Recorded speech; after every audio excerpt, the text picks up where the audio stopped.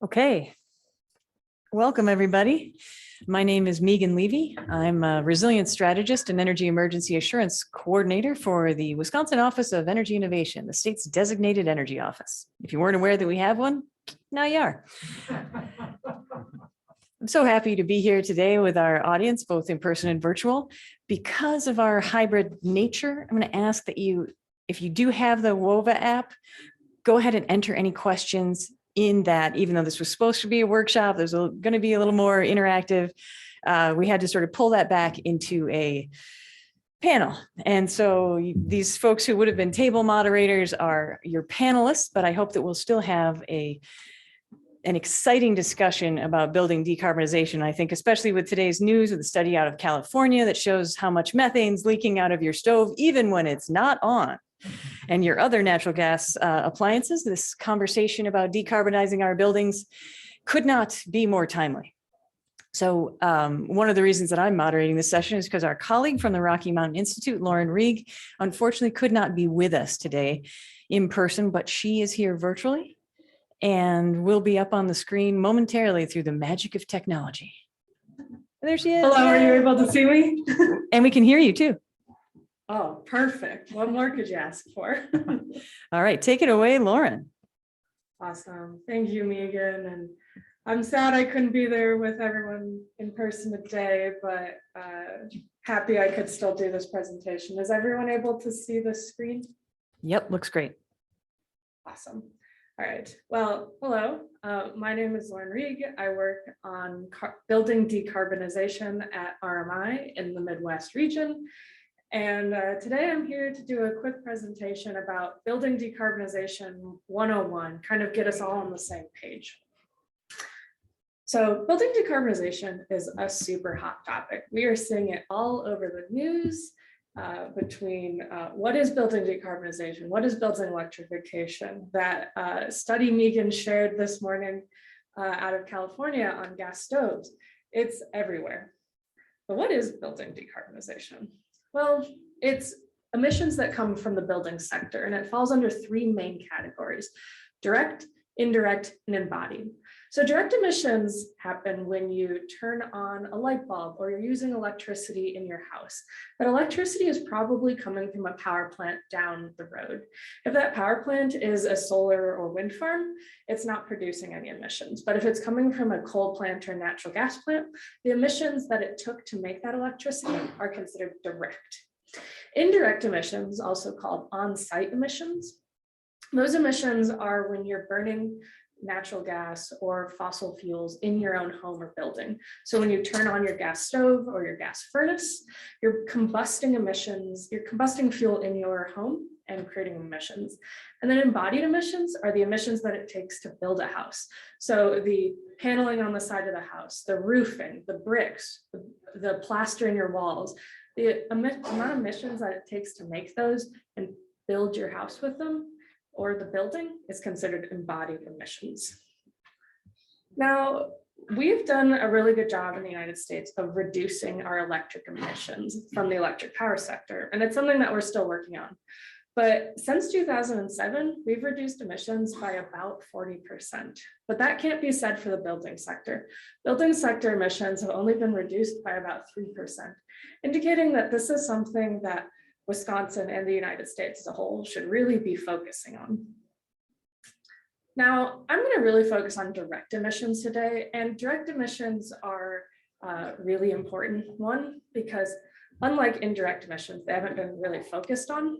And two, direct emissions have really big impacts on health and equity because we spend most of our time in buildings. And so direct emissions have some of the closest ties to that. Also, direct emissions are really important to Wisconsin. Wisconsin ranks 10th in the nation for total annual natural gas delivery in buildings, meaning that Wisconsin combusts a lot of fossil fuels in our homes, and it's something that us Wisconsinites need to work on.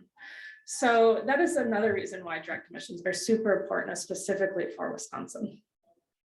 So we're going to cover three things. What does building decarbonization look like? What are some benefits and what are some myths? So I'm going to talk specifically in the context of home, but whole home decarbonization kind of requires 4 big things. 1, making sure the home is healthy and safe. That means removing mold from the house, making sure that the wiring is safe, there's good indoor ventilation, etc. Weatherization and efficiency, making sure that there's a good building envelope, that the house is tight, and that to make sure that you use energy efficiently in order to make sure that this is an affordable transition for people. 3, electrifying the building, which means replacing fossil fuel appliances with electric appliances in order to make sure that there's no combustion in the home. And then 4, finally, energy assistance. We need to make sure those appliances are running off of clean, renewable electricity, but we also need to make sure that's affordable. So making sure people have access to affordable rooftop solar or community solar and wind. And then finally, making sure that people have ways to pay for that, whether that's utility bill assistance or some other sort of funding. So these are 4 steps to decarbonizing a home equitably and affordably. However, I'm going to focus on building electrification from here on out. Building electrification, what does it look like? Well, it's replacing all of your appliances, your gas appliances, with efficient electric ones. So that could mean taking out your gas stove and putting an electric or induction stove in, taking out your gas water heater and putting in a heat pump water heater, or replacing your natural gas furnace, your propane furnace, or even your inefficient electric resistance heating with an air source heat pump or geothermal heat pump. So now that we've kind of talked about what building electrification looks like, what are some of the benefits? Well, to start with climate emissions. Buildings are often an overlooked source of climate change pollution. And in Wisconsin, burning fossil fuels in buildings account for about 17% of the state's energy-related greenhouse gas emissions. So if Wisconsin is going to align with a carbon neutral future, we need to really start thinking about buildings. Now, I've suggested that building electrification is a good solution to building emissions, but is it actually working?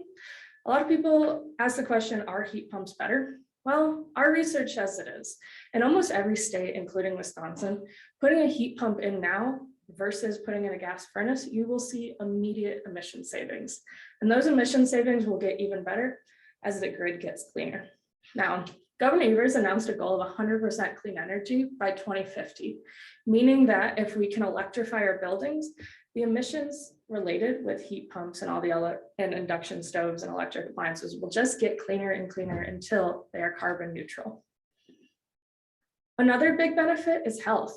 Gas appliances are putting in a lot of very harmful pollutants into the house that can cause asthma, it can cause premature death, it can cause heart and lung disease. And all of these are super scary and they're super real.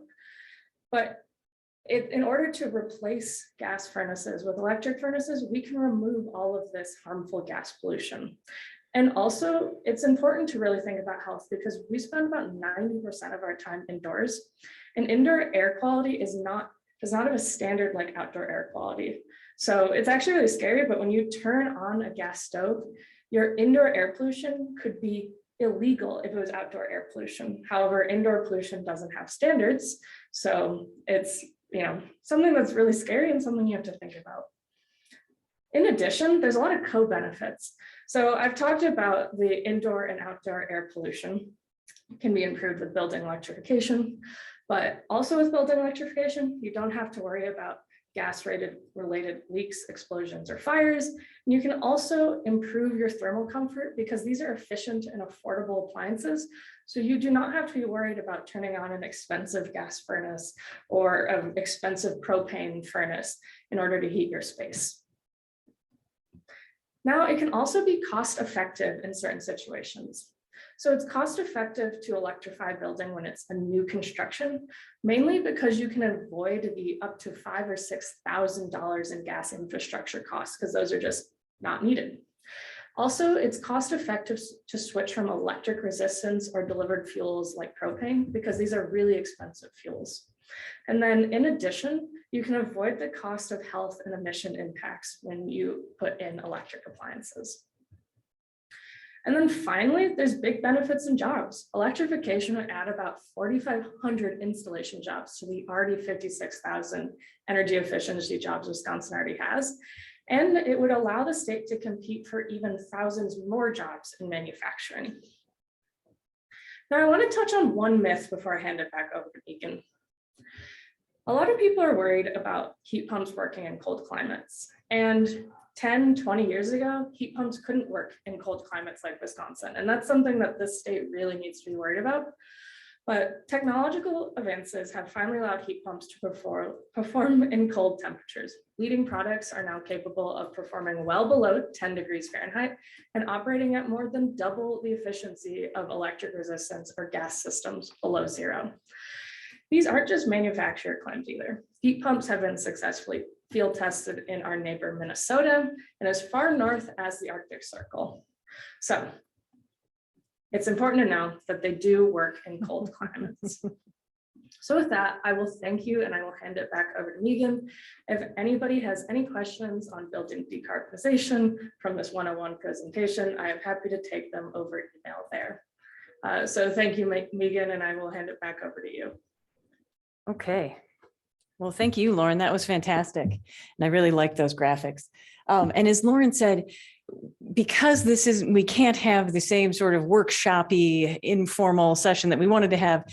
If you've got the WOVA app, go ahead and put any questions for Lauren or anyone on the panel into that Q&A. We'll see them and we'll answer them here in the panel. But now I'm going to let this panel, who would have been your table moderators in a different reality that didn't actually happen, in that different dimension, sometimes where my sunglasses go when I can't find them. So we're going to start with Dr. Jed Downs, and I'm going to let the panel just tell you a little bit about themselves and why they're here and why this is important to them. It's a very important and timely topic. All right, Dr. Jed Downs. In my first medical career, I was an occupational medicine physician, which means that I dealt with mostly workers' compensation rehabilitation, but I got involved in issues with regards to building associated illnesses, sick building syndrome complaints, and exposures to combustion products as well as thermal decomposition products and the impacts that they could have on people's health. So I know more than most physicians about HVAC systems and that sort of thing. But on the other hand, I've never worked with the pediatric population in my career, and I don't have anecdotes and stories that I can tell you with regards to, childhood asthma and some of the maternal and child health effects, because that's not the clinical population that I've seen. I currently work as a manual osteopath, which has nothing to do with anything, but the knowledge base is still there, I hope. Thanks. Abby Corso, I'm with Elevate. We are a not-for-profit organization committed to climate equity and making sure all people have access to clean energy. We kind of live this mission through in-building work. So we upgrade affordable multifamily and affordable single-family homes for efficiency. And we're also starting to electrify those homes. So we work very much in the built environment and really want to make sure that, our existing buildings are resilient and adapted for kind of for climate change. Yeah, good morning, Dylan Cry, residential portfolio manager with Focus on Energy. We're the statewide energy efficiency and renewable energy organization. 107 utilities participate in Focus. We collect our funds from those ratepayers and give out rebates for natural gas and electric savings. So yeah, we primarily manage a trade ally network. We train and educate that network and then educate our customers as well on energy efficient and renewable energy measures.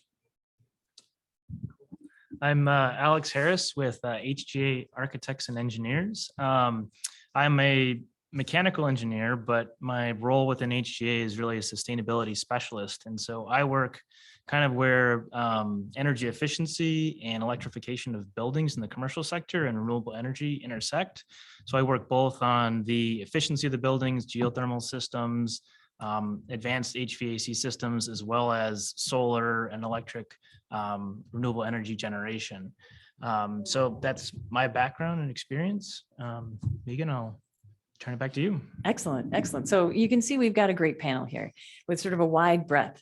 A quick note about focus on energy. I'm from the Office of Energy Innovation. Part of our office is also oversees the policymakers for focus on energy. For those of you who aren't aware, focus on energy is codified by 2005 Act 141.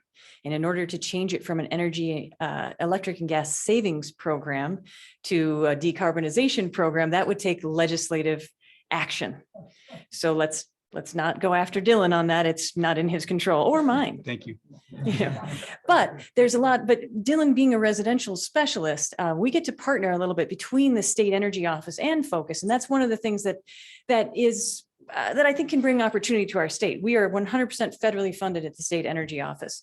So we can do things that we can't do with focus on energy ratepayer money because it is very tightly controlled by those savings targets that the legislature determined. And they were pretty far reaching for 05, I want to say. They were doing their thing, and it was at the time, it was and it's still one of the best programs in the nation. So we should be proud of focus on energy. Is it exactly designed the way that we think it needs to be to end climate change and save the world the next decade? Maybe not, but that's what we're here to talk about today conceptually.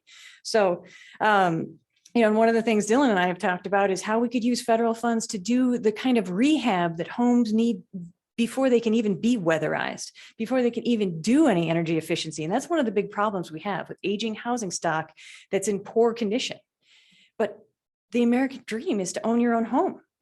But we saw from Lauren's presentation that those homes can be unhealthy sort of methane traps, along with a lot of other chemicals that she showed coming out of our different appliances. So part of this conversation is also about how do we, and I think that study that was released this morning got a lot of play, was really about motivating folks to change out their own appliances. And I'd love to just talk about hydrogen here and just drop a hydrogen bomb on this whole thing for a second, because you got a lot of people like, hey, we're going to mix hydrogen in with a natural gas. What could go wrong? And what does that do to our whole decarbonization goal? Or is that just keeping people combusting things in their homes?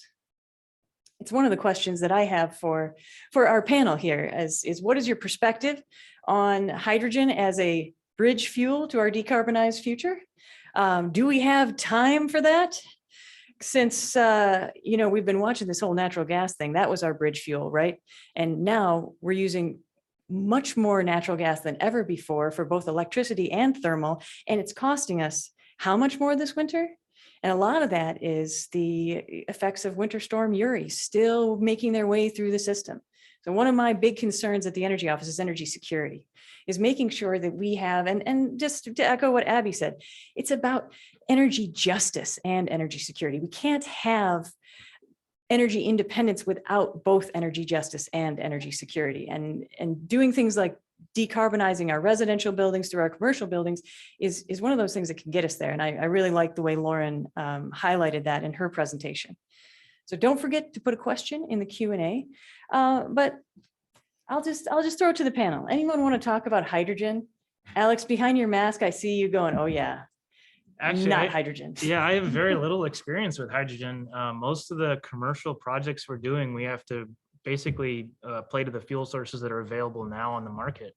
So our focus has really been getting the natural gas fuel sources minimized in commercial buildings. I say minimized because we're still required by certain codes and regulations to bring natural gas in for backup generation in certain pieces, but electrifying the HVAC system, the domestic hot water production, a lot of the same loads that you see in the residential has been a focus. Hydrogen really hasn't even come into that equation yet, just from an available fuel source perspective. Absolutely. There are issues with regards to hydrogen in terms of being able to control it in pumps and so forth. It's got less resistance to flow than natural gas even. And so it tends to, you need to have more robust piping and stuff than you have for natural gas to be able to prevent leaks from hydrogen. It's also highly explosive, as the Hindenburg demonstrated and so forth. There are also issues with regards to, there are different colors of hydrogen. If you listen to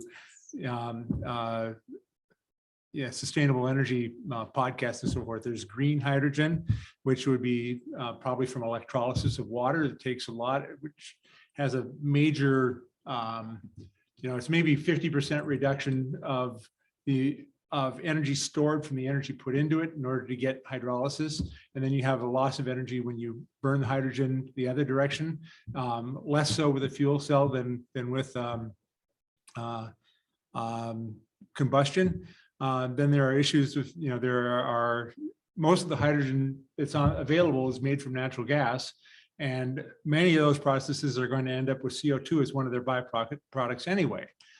So they're, I'm going on at length here, but there's something called plasma pyrolysis, which is being explored at this point in time, where you use electricity to heat natural gas to a real high temperature, at which point in time it separates into carbon and hydrogen. And so there's some potential use for that, especially because the carbon is useful in making tires and other things. And the process for making the carbon black is very energy intensive at this point. You've just doubled my knowledge about hydrogen. Thank you.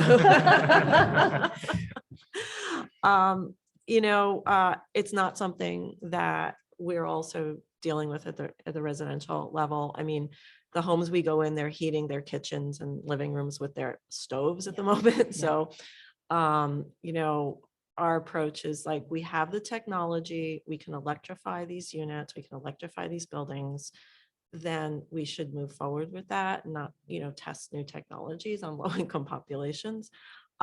Maybe there's some applications at the industrial scale, but I'm not even going to go there because it's, but I think that, talking about, you mentioned hydrogen as like another bridge fuel. I'm kind of like, that comment just kind of like how many bridges do we need when we have the technology that can get us to, to actually having homes with really good indoor air quality and have safe systems. Hydrogen will be much more expensive than renewable energy as well.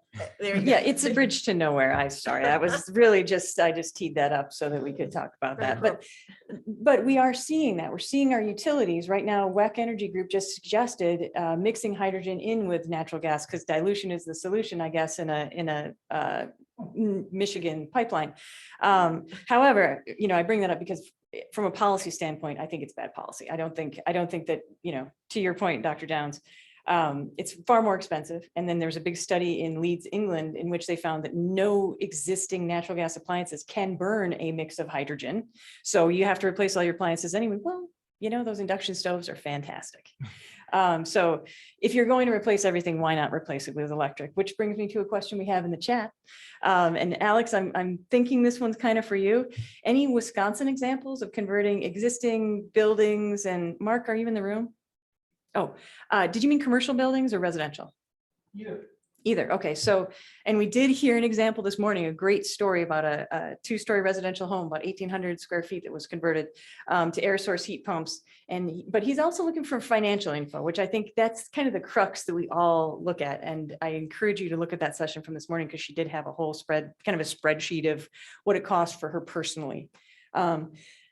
So Alex, maybe you could talk a little bit on the commercial side, what you're doing? Yeah, that's a good question. I have not worked directly on any building retrofit projects where we've gone from natural gas or some sort of fossil fuel source to electrification. That being said, I've heard about a lot of them.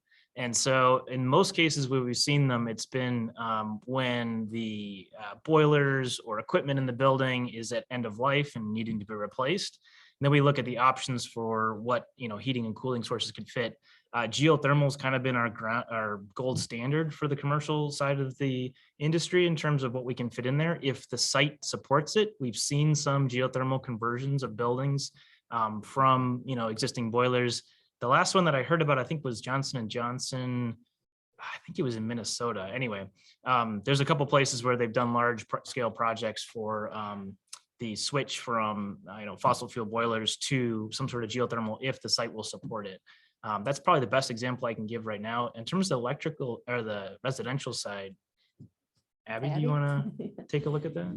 Yeah, we actually have a building in construction here in Madison. It's a dormitory style affordable housing, where to your point, Alex, the steam system needed to be replaced. It had a very old steam system, so they decided to replace it with a variable refrigerant flow system. So we're actually right in the process now of installing that equipment, doing duct work, and we'll be putting some, air source heat pump heads kind of throughout the building because it's a very old building. So it needed a little bit of extra oomph kind of at the upper floors.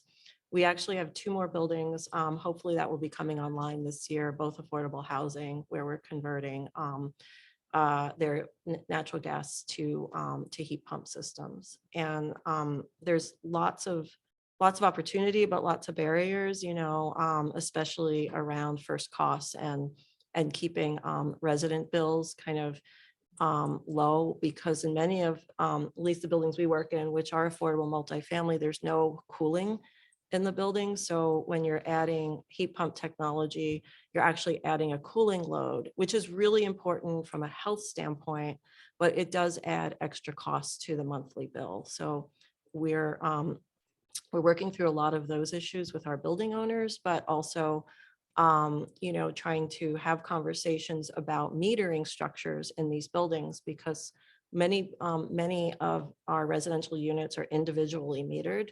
So that means the resident is paying their electric bill, but the owner may pay the gas bill. So now we're kind of switching, to all electric, and the burden could fall to the resident if we don't kind of remediate that at the front end. Changing the metering strategy is one option, but unfortunately here in Wisconsin, we're really limited. But I think there's, if, again, a legislative fix, if we had more flexibility on how these buildings could be metered or remetered, then I think it would really open the door for solar and a lot of electric technologies that directly benefit the residents. And we do have a few more questions in the chat. Okay. Just to build on that real quickly. That one is an administrative rule that requires the multimeters. It was an idea. They thought everyone should look at their energy bill. Turns out they really don't anyway. So that is one that's been brought to the Public Service Commission. There are discussions around how to change that, because it's not very practical, and it's a lot of sunk costs in all these meters. When in fact, many of Abby's projects would just be a lot faster and easier. Utilities can apply for a waiver. They don't have to do it, but you have to know that they can apply for a waiver and make them do that. Sorry. Just quickly with regards to numbers, I replaced my failed hot water heater last year, had to go through a transition to putting in a new gas water heater because of supply chain issues to get a heat pump water heater. And it ended up costing about $4,000. That being said, the amount of electricity that a air source heat pump hot water heater uses relative to a regular hot water heater is about 1/4 the amount. So costs about $100 a year to run it, whereas would have been $400 before. I've also replaced my gas stove with an induction stove. And again, I bought I'm a physician. I've got more income than many people. So we paid about $4,000 for the stove. And so that's, but I think you can go down to like $2,500 and still get a decent induction range. Yeah, I'll just add on the personal level as well. Oh, well, first of all, Susan Millar is that's recorded, I believe. Yes. Yeah, definitely check that out this morning. She did a great overview of her own experience going through electrifying her home, 1930s, I think it was, here in Madison. So a lot of good information. I did something similar, or am in the process. So I've got a 4-ton hyperheat Mitsubishi unit. I tore out my natural gas furnace here in Madison. Put solar panels on, have also gotten an induction stove. I was in the $2,700 range. So it's not cheap. We're kind of at the early stages, but the more that we can get people invested in this and interested, the cost will come down. Just wanted to share my own cost quick too. It was about $16,000 for the 4-ton system. So it was about in line with what Susan had paid for hers, 3.5 ton. It's not cheap. And so that's an issue that we're facing, right? I had natural gas. As far as operating costs, I might be a little higher. It likely will be than I would have been with natural gas, but that was a personal decision I made to want to switch to electric. So And then on the solar as well, I think it was about 13,000, but that was before for a 4.32 kW. And that was before my federal and my focus tax credit. So A retrofit geothermal would have been $85,000. Yeah. You can go there. yeah, and it works just fine. This morning, last couple mornings, system's been working great. So. All right, excellent. That's what I was going to ask. Well, and as long as you got the mic, Dylan, we've got some great questions in the chat. Thank you. Getting to them. Pam asks, practical question. Smart thermostats are a great first step, and I see instant rebates on the Focus on Energy website for these, but can Focus help people install smart thermostats? In terms of equity, I think we need to think about installation practices. Is that something that Focus is doing these days? Yeah, so we do work with a Trade Ally network. So those are contractors that have agreed to work with Focus. They can install smart thermostats for you, though we don't have additional incentives for them to install at the moment. I will say through the end of March, we do have a $25 bonus on top of our current $50. So it's up to $75 total right now. So if you guys are in the market for a smart thermostat, definitely go check that out. But we don't have anything additional for installation assistance at the time. So. All right, and now Judy's asked my favorite question. Can you please talk about the coolants or refrigerants used in heat pumps and their impact on global warming? Are natural coolants feasible and likely to be available? And I just want to say real quickly, there's next generation semiconductors that do not need the same refrigerants that we have right now. And they're sort of cutting edge. There's a guy who used to work for NASA. He got an ARPA-E grant. He's making them. He's making next generation refrigerators. We're not seeing those commercially right now. But can anyone on the panel talk about, it's not a large amount of refrigerants, certainly, and I wouldn't, and I've debated this a lot. I just want to put that out there. But, your thoughts on, these forever chemicals that are in the air source heat pumps, how are they recycled? Do they escape? Do we know? Heat pumps have been around for a long time, right? So there's got to be some data on that. Yeah, I guess I could start with this one. I am not a refrigerant expert, so I will do my best to answer. But in the commercial industry, we see escaped refrigerants quite often. It's a lot of times from chillers and other large refrigeration equipment. The smaller stuff seems to be sealed a little bit better. But from the Wisconsin standpoint, we're still trying to get rid of R22, which is, a lot of people know, is one of the worst refrigerants to use. And there's still a lot of it out there, and we're trying to get rid of it. Most of the new stuff now, I think, is 410A and a few other types, which is a lot better. It's not perfect, but it's miles better than the old R22. So we're still working on cleaning up some of the old refrigerants that are still out there and upgrading those units to modern ones. There's a lot of other leak detection programs and other things that are out there to mitigate that issue. So it's getting a lot better. I wouldn't say it's perfect, but it's on its way. Anyone else on the refrigerant question? Go ahead. Oh, I was just going to add that,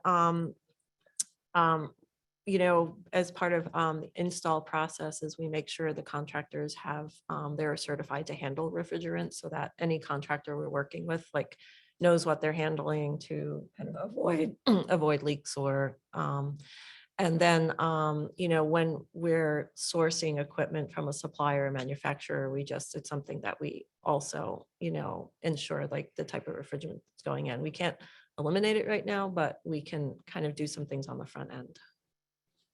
And there are some refrigeration units that use butane and ammonia. Ammonia obviously having negative side effects from a health standpoint if you have a leak. I don't know how well they work relative to the classic hydrofluorocarbon refrigerants, however, and whether or not they markedly impact the efficiency of the heat pump. I would just add, as consumers, there's a lot of resources out there as well. If you're looking to have something installed, Department of Energy, I think their Building America group has guides out there for things you can ask your contractor, checklists. Are they installing properly? Are they doing the right things to make sure that we won't have leaks? Because I think that is a big concern with those. Yeah, and I think we'll see those next generation semiconductors. I think we'll see that coming, but it requires adoption. We need to really move full speed ahead into electrification to get that innovation. So on that topic, Jason asks, New York City, a cold climate city, recently passed local legislation to ban natural gas connection to new building construction through a phased process. If New York City can do that, can Wisconsin or the city of Madison or Milwaukee? Thoughts? We are a home rule state, sort of. At this point, my understanding is that county and city units are not allowed to do anything more stringent than the state legislature will let them do. And the state legislature is in opposition to that at this point in time. So right now, it doesn't seem feasible from where I sit. Particularly on the building code side of it. We did have legislation a few years back where the legislature took away the power of local governments to have more stringent building codes, although I think that they can have guidelines and encourage beyond code. But that's not exactly got teeth to it. Yeah, one other item that's coming out that I think, I don't know if it's going to be adopted soon or relatively soon, but they are looking at other backup fuel sources besides natural gas for some critical facilities like healthcare and airports and things like that. And when that's adopted, a lot of the need to bring natural gas into some of those facilities will go away. So we're seeing the electrification of buildings grow from the owner's perspective, asking for that. And then we say, yeah, we can do that with the fuel sources that are available to provide backup power. So that's one positive piece that's coming out relatively soon. Well, I think the whole backup power piece is really interesting to talk about too, because we have a lot of code that determines, you must have backup, particularly for those critical hospitals and shelters. And so one of the things the Office of Energy Innovation has done, we did one round of grants for critical infrastructure, microgrids, and community resilience centers. And the real goal there is to do, self-powered islanding, totally decarbonized microgrids if possible. So we'll see how those feasibility studies, they'll be back this June. Got a lot of great questions here. Thank you guys so much. So Bill asks, if you could only make one upgrade to a residential home, what would it be and why? And then to a commercial building, what would it be and why? Yeah, I'll take that one. That's easy for me. Insulation and air sealing. If you do that first, that's going to reduce the needs of everything else that you want to put into this building. So smaller solar array, smaller HVAC units. There's typically increased health as well and comfort in the home. So for me, that's number one. Biggest bang for the buck, certainly, as far as cost effectiveness and what you get out of doing that. So I'd probably replace the gas stove first, just because gas stoves are associated with increased levels of nitrogen dioxide, sulfur dioxide, carbon monoxide, carbon particles. You have increased elevations of the particulates in the air associated with cooking. It's probably double in natural gas cooking than with induction type cooking. And it's not just the kitchen that, within 10 minutes, the adjacent rooms have at least half the level of increase of pollutants in them that the kitchen does.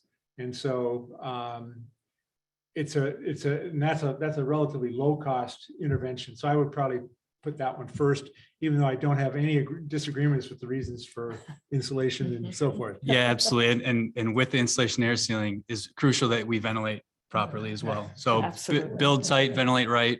That's a key part of that, because otherwise we're just trapping all of those indoor contaminants in. So yeah, absolutely.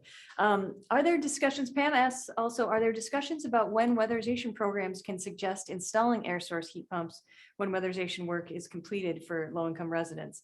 It's a really good question. So right now, the weatherization program, which is run out of the Department of Administration, they have pretty stringent savings to investment ratio that they must hit based on their sort of home energy auditing software that they use. So we are looking as the state energy office, again, we don't have the same guidelines on our money. We can do electrification pilots. So we're really interested in some of this new money that's coming out of the Infrastructure Act for like rural resilience pilots. We want to look at, there's weatherization innovation money that's coming up, which I think it would be great to do pilots of electrification in different areas with different CAP agencies who are the ones who deliver the weatherization program in Wisconsin. That's something that's definitely on our minds at the state energy office. But Abby, I know that you interact with the weatherization program quite a bit. Is there stuff you're doing maybe in other states or? Can we get a letter of support? We just submitted that concept paper. Oh, yes. Well, for let's Wisconsin. talk. No, I'm kidding. I'm kidding. But yeah, we're thinking along the same lines, and I feel it's really important to like have weatherization be an entree into homes for electrification. Lacking the ability to do so, we are thinking of pilots and working with some CAP agencies on how we can, as a nonprofit, do the electrification piece, and then the CAP agency bring the weather, and the CAP is the community action planning agencies, do the weatherization piece. So we're kind of bringing together the best of both and letting the weatherization agencies do what they do best, and then we can bring the other pieces. Ideally, if it could all be from one shop, that would be great, but I think we have to kind of do some demonstration and pilots. Yeah, I agree. And thank you, Josh, from the chat tab. Air source heat pump, air source water heater, induction stove, weatherization, so many choices. How can an ordinary citizen know when to start, where to start, and how can one make a multi-year plan? And this is something I also hear this from local governments a lot too. Like, how do I prioritize? What do I know? How do I know what to do first? And I think, my opinion is a lot of that, some of that's personal. Is it savings? Is it decarbonization? What is your goal? And then what is your budget? And are there pre-existing health conditions in the house you need to be concerned about? Yeah, exactly. Well, and I turn it over to, especially to you, Dr. Downs and Dylan, who've kind of done this for yourselves. How did you decide? Well, it was easy to decide on the hot water heater because the one that was in existence failed. Yeah. And then I've always, my wife has been one of those people who has always wanted to cook with gas. The cooking with gas at Madison Avenue push was really effective 50 years ago or whatever. And I think that there are people who, really like to be able to look at the flame and get a sense as to how hot something might be. And it's easier to do that than, an infinitely controllable knob that sets how often the magnetic field changes back and forth in your pans. But so those are the two least expensive things for me to do. I don't have anybody who's got asthma. I don't have anybody with COPD. I don't have anybody who's got heart disease, who's had a stroke, or any of a number of different health conditions that would be impacted by the particulates and the nitrogen dioxide and the acids that get absorbed on little particles that float into your lungs and so forth. So I wasn't making things from the decisions from a health standpoint, but it is one that people should consider. Yeah, I think the first step is just knowing that you want to go through with it and saying, okay, how do I put this plan together? That's great. Yeah, I went solar panels first. I wanted to take advantage of the 26% federal tax credit. So made sure I got those slapped onto the roof. And then for me, it was my equipment. So my furnace and air conditioner were both original to the home. They were 30 years old and still kicking. But I did not want to have them fail in the middle of a winter. And so this past summer, luckily I did have it tuned up going into the previous winter. So my furnace made it. But yeah, I had that switched out when I was able to, when we started saving up some money because we knew it was going to be expensive. So and the induction stove, my wife wanted a new stove. And so that was the time I convinced her that we should try induction. I had a gas stove in my first house as well, and I really did love cooking on it. But induction has been fantastic. I'm telling you, making brown butter on an induction stove, really easy. Everything cleans up fast. It's great. So I get coffee right away in the morning. So yeah, magnets. Yeah. So there's a question in the chat from Robert that I think I understand it now. So first of all, heat pumps are also AC units, right? They do both. This question, I'm just going to read it verbatim, and everybody make your own interpretation.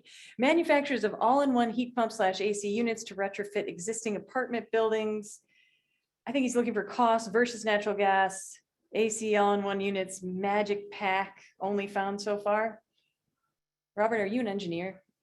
I'm just teasing. I work with a lot of engineers who love to give me just the facts. And sometimes conjunctions are fun. So. I think he's looking for manufacturer recommendation. Okay. And Magic Pack is one manufacturer, I'm guessing. And certainly we've heard a lot about Mitsubishi today. You guys both have Mitsubishi air source heat pumps, right? In your homes. What about commercially? Do we know? Alex and it's interesting. There's Mitsubishi and a few of the others have been the leaders in the heat pump technology for a long time. So I'd say they're probably the forefront of the units available, but they've been producing and selling under different brands for a long time. So brand name is not as important, I would say. It's really the technology behind it and who's using that. I would say Trane is doing a lot of exciting things and bringing some of that in. There's a lot of different manufacturers, so I wouldn't say there's one brand that's significantly better than the other. It's really just your preference. There's a lot of made in America brands that you can support. And so I'd say at this point, a lot of that technology is spread fairly evenly throughout the market sector. I don't see a huge difference between one and the other. I think that's our experience too, but one thing that we also look for is the supply chain in the where we're working, because if some manufacturers have better supply chains. So we want to make sure that after everything's installed, that the contractor who's ever maintaining the system actually has, ready access to parts and labor for those systems. So as you're thinking about a manufacturer, also think about the contractors and can they service that, and what is their ability to get parts for it quickly? Because if something happens in the cold weather, you just like with your gas furnace, you want to get it fixed really, really quick. Right. It's almost like the range anxiety we see with electric vehicles sometimes in the north and in rural areas. We've heard all these stories that, we need backup resiliency, we need this, we need that. And so people may, asking good questions of your contractors and making sure that they've got you covered is certainly best practice. If you do have the WOVA app and you look in the chat, I've put a link to Phononics. That's the next generation semiconductor makers who are doing refrigeration, heating and cooling. They're making heat pumps, and they're just using semiconductors that use carbon dioxide. They do not use any refrigerants. So it's interesting technology. That link's in the chat. I saw them a couple of years ago before everything shut down at a National Association of State Energy Officials conference. We're past time, but are there any other questions in the room? I can repeat them for folks online. Otherwise, let's thank our panel. They did a great job.